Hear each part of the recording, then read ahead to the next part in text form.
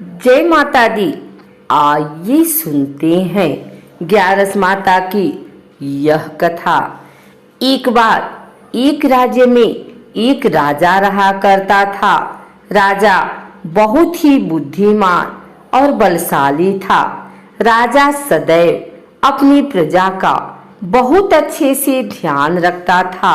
प्रजा भी अपने राजा को बहुत पसंद करती थी। राजा की दो बेटियां थी। राजा अपनी दोनों बेटियों से बहुत प्रेम करता था। राजा की छोटी बेटी देखने में बहुत सुंदर और आकर्षण थी और राजा की बड़ी बेटी छोटी बेटी के मुकाबले थोड़ा कम सुंदर थी। राजा की छोटी बेटी ग्यारस माता की पूजा किया करती थी और सभी लोग राजा की छोटी बेटी से बहुत प्रेम करते थे और बहुत प्रशंसा किया करते थे। राजा भी अपनी छोटी बेटी को बड़ी बेटी से अधिक प्रेम करता था, जिस कारण राजा की बड़ी बेटी को अपनी छोटी बहन से बहुत नफरत होने लगी थी। राजा की दोनों बेटियां जब बड़ी हो गई, तब एक पड़ोस राज्य में रहने वाला राजकुमार राजा की बड़ी बेटी के लिए रिश्ता लेकर आया। लेकिन जैसे ही उस राजकुमार की नजर राजा की छोटी बेटी पर पड़ी, तो वह राजकुमार राजा की छोटी बेटी पर आकर्षण हो गया और उससे पहली नजर में प्रेम कर बैठा। उस राजकुमार ने राजा की बड़ी बेटी के साथ विवाह करने से मना कर दिया और उसने राजा से कहा कि मैं आपकी छोटी बेटी से विवाह करना चाहता हूँ। जिसके बाद राजा की बड़ी बेटी यह देखकर अपनी छोटी बहन से बहुत क्रोधित हो गई और राजा की बड़ी बेटी ने अपनी छोटी बहन को अपना सबसे बड़ा दुश्मन मान लिया। राजा की बड़ी बेटी ने अपनी छोटी बहन से बदला लेने का निर्णय लिया, जिसके लिए उसने अपनी छोटी बहन को जान से मारने का प्लान बनाया। राजा की बड़ी बेटी ने अपनी छोटी बहन को मारने के लिए सबसे पहले एक लड्डू में जहर मिलाकर अपनी छोटी बहन को दे दिया और उसको लड्डू खाने के लिए कहा। लेकिन लड्डू खाने के बाद भी छोटी बहन को कुछ नहीं हुआ। बड़ी बहन यह देखकर बहुत आश्चर्यचकित हो गई, लेकिन बड़ी बहन ने हार नहीं मानी और उसने जब रात में छोटी बहन अपने कमरे में सो रही थी, तब एक मटके में सांप रखकर उसके कमरे में छोड़ दिया। लेकिन सांप भी छोटी बहन का कुछ नहीं कर पाया। जिसके बाद बड़ी बहन ने अपनी छोटी बहन से कहा कि चलो हम लोग कुएं में से पानी भर कर लाते हैं। जिसके लिए वह अपनी छोटी बहन को पानी भरने के बहाने कुएं के पास ले गई और उसने अपनी छोटी बहन को कुएं में धक्का दे दिया।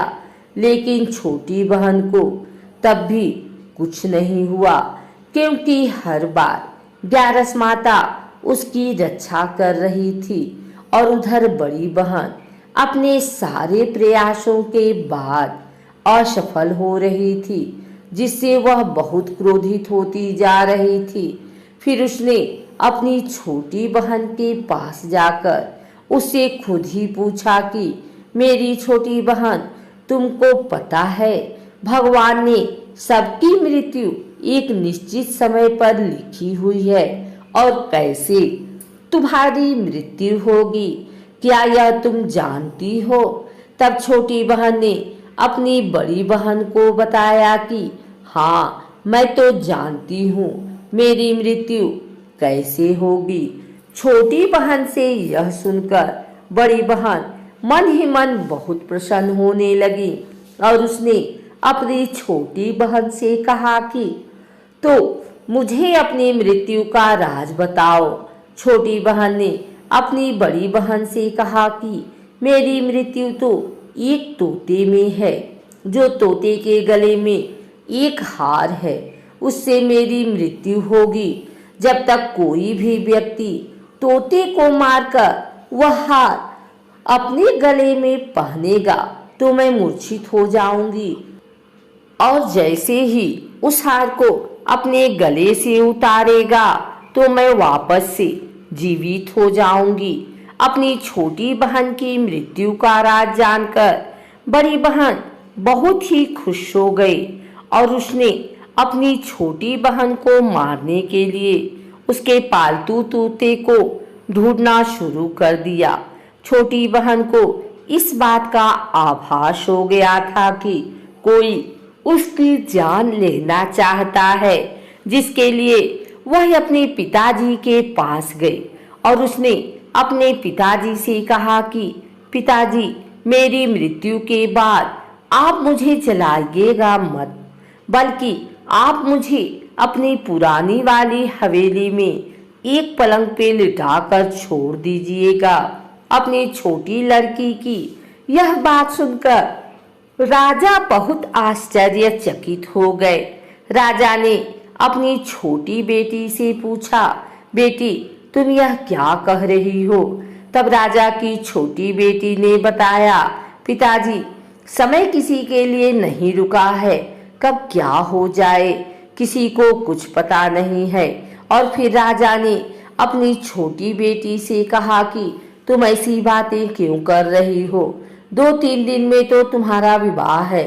लेकिन छोटी बेटी ने अपने पिताजी को ऐसा करने पर मजबूर कर दिया और उनसे वचन ले लिया। राजा ने भी अपनी छोटी बेटी की बात स्वीकार कर ली और 2-3 दिनों के बाद जब शादी का समय आया तब राजकुमार बारात लेकर राजा के घर आया और राजकुमार और राजा की छोटी बेटी का विवाह शुरू हो गया। जैसे ही राजा की छोटी बेटी राजकुमार के साथ फेरे लेना शुरू कर दी तो उसकी बड़ी बहन अपनी छोटी बहन के कमरे में जाकर उसके तोते को पकड़ लेती है और उसको जान से मार देती है। तोते के गले में जो हार था उसको अपने गले में धारण कर लेती है। जैसे ही बड़ी बहन उस हार को अपने गले में धारण करती है तो उधर छोटी बहन 3.5 ही फेरे ले पाती है और वहीं पर बेहोश होकर गिर जाती है। जिसके बाद राजा के बड़े बड़े दर्द हकीमों को बुलाया और अपनी छोटी बहन का इलाज कराने के लिए कहा। राजा की बात सुनकर वैद्य ने छोटी बेटी को जब चेक किया तो राजा को बताया कि आपकी छोटी बेटी ना तो जीवित है और ना ही मरी हुई है। यह मैं ऐसा पहली बार देख रहा हूँ। राजा ने वैद्य और हकीम को यह बात बाहर बताने से मना कर दिया और उनको कहा कि अगर तुमने यह बात किसी को बाहर बताई तो हम तुम्हें फांसी दे देंगे। राजा ने अपनी छोटी बेटी को पुराने महल में ले जाकर एक पलंग पे लिटा दिया और वहां पर कुछ सैनिकों को तैनात कर दिया। वापस अपने महल पर आ गया। राजा की बड़ी बेटी अपने पिताजी के पास आई और कहने लगी कि पिताजी, अगर यह शादी संपन्न नहीं हुई तो आपकी इज्जत का क्या होगा? आप कहें तो मैं आपकी इज्जत बचाने के लिए राजकुमार से शादी करने के लिए तैयार हूँ। जिसके बाद राजा ने अपनी बड़ी बेटी की बात मान ली और राजा ने बड़ी बेटी को छोटी बेटी के कपड़े पहनाकर मंडप पर भेज दिया। लेकिन राजकुमार यह जान गया कि यह राजा की छोटी बेटी नहीं है, बल्कि यह राजा की बड़ी बेटी है। लेकिन जब राजकुमार ने शादी करने से मना किया तो सभी लोगों ने राजकुमार को विवश करके राजा की बड़ी बेटी से बचे हुए फेरों को संपन्न करा दिया और विवाह करवा दिया, जिसके बाद राजकुमार राजा की बड़ी बेटी को अपने महल ले गया। राजकुमार राजा की बड़ी बेटी से न तो बात करता था, न उसको पसंद करता था और न ही उसके आसपास भटकता था। और राजकुमार ने यह फैसला लिया था कि वह अपनी प्रेमिका को ढूंढ कर रहेगा और यह जान कर रहेगा कि उसके साथ क्या हुआ है। एक दिन राजकुमार अपने घोड़े पर सवार होकर राजा के पुराने महल के पास पहुंच गया, जहां पर उसने कुछ सैनिकों को देखा। महल के पास पहुंचकर राजकुमार ने जब महल को ध्यान से देखा तो वह समझ गया कि यह तो हमारे ससुर जी का महल है। तब राजकुमार ने सैनिकों से पूछा, तुम लोग यहाँ क्या कर रहे हो और इस महल के अंदर उस पलंग में कौन लेटा है? जिसके बाद सैनिकों ने बताया कि यहाँ पर राजा की छोटी बेटी लेटी है। यह सुनकर राजकुमार बहुत प्रसन्न हो गया और वह तुरंत अपनी प्रेमिका के पास पहुंच गया और उसकी सेवा करने लगा। जैसे ही रात हुई तो राजा की छोटी बेटी उठकर खड़ी हो गई। राजकुमार यह देखकर बहुत खुश हो गया और उसने अपनी प्रेमिका से पूछा कि तुम यह क्या कर रही हो? तुम मेरे साथ मेरे घर चलो। राजा की छोटी बेटी ने राजकुमार को सारी बातें बता दी कि मेरी जान एक तोते में बसी थी और मैंने यह बात सिर्फ अपनी बड़ी बहन को बताया था और मुझे पता है कि उसने ही मुझे मारने का प्रयास किया है। उसके पास एक हार है जिसको वह सुबह पहन लेती है और रात को उतार देती है। जब तक वह हार को पहने रहती है तब तक मैं मूर्छित रहती हूँ और जैसे ही वह हार को उतार देती है तो मैं जीवित हो जाती हूँ। और जब तक मेरी बड़ी बहन के पास वह हार है तब तक मैं ऐसे ही जीवित और मूर्छित होती रहूंगी। अगर मेरी बड़ी बहन के पास जो हार है वह मेरे हाथ लग जाए तो मैं हमेशा के लिए जीवित हो जाऊंगी। राजकुमार यह बात सुनकर राजा की छोटी बेटी के पास रहने का निर्णय ले लिया और उसने अपने बचे हुए सारे फेरे उस पलंग में लेटी राजकुमारी की छोटी बेटी के साथ कर लिए और अपना विवाह पूर्ण कर लिया और वहीं पर ही रहने लगा। देखते ही देखते कुछ समय बाद राजा की छोटी बेटी और राजकुमार की पत्नी पेट से हो गए। एक दिन राजकुमार को किसी काम से बाहर जाना पड़ा। तब छोटी बहन के पेट में बहुत तेज दर्द होने लगा, जिसके बाद उसने ग्यारस माता का आवाहन किया। जिसके बाद वहां पर ग्यारस माता प्रकट हुई और उन्होंने अपने भक्तों के दर्द को दूर किया और एक पुत्र की प्राप्ति करवाई। वहां पर अचानक से राजकुमार भी आ गया। राजकुमार ने ग्यारस माता को देखा तो वह आश्चर्यचकित हो गया और उसने तुरंत माता को प्रणाम किया और ग्यारस माता ने राजकुमार से कहा कि जब तुम्हारा 5 वर्ष का पुत्र हो जाए तो तुम अपनी पत्नी का हार लाकर इसके गले में डाल देना। और देखते ही देखते राजकुमार और राजा की छोटी बेटी का पुत्र 5 वर्ष का हो गया। तो राजकुमार अपने बेटे से कहता है कि बेटा, मैं कुछ काम से बाहर जा रहा हूँ, तुम अपनी माता का ध्यान रखना। और वहां से चला गया। राजा को बाहर निकलता देख बड़ी बहन के सैनिक देख लेते हैं और बड़ी बहन को जाकर सारी बातें बता देते हैं। जिसके बाद बड़ी बहन अपनी छोटी बहन के पुत्र को वहां से उठवा लेती है और उसको मरवा देती है। छोटी बेटी के पुत्र के 2 टुकड़े करवा देती है।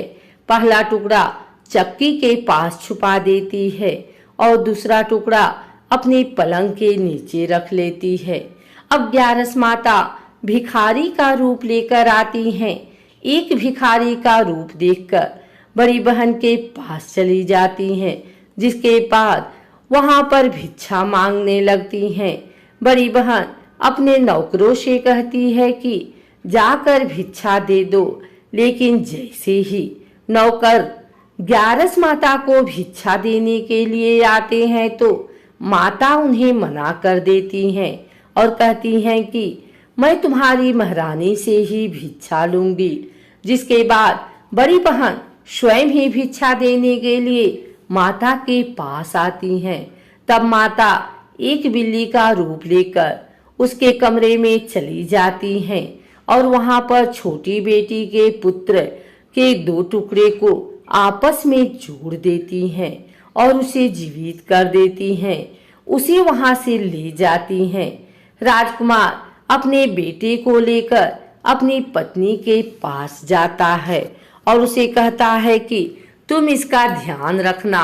अगर तुम इस बच्चे का अच्छे से ध्यान रखोगी तो मैं तुमसे बात करूंगा। एक दिन राजकुमार अपने बच्चे से कहता है कि तुम मम्मी से उनके गले का हार मांग लो।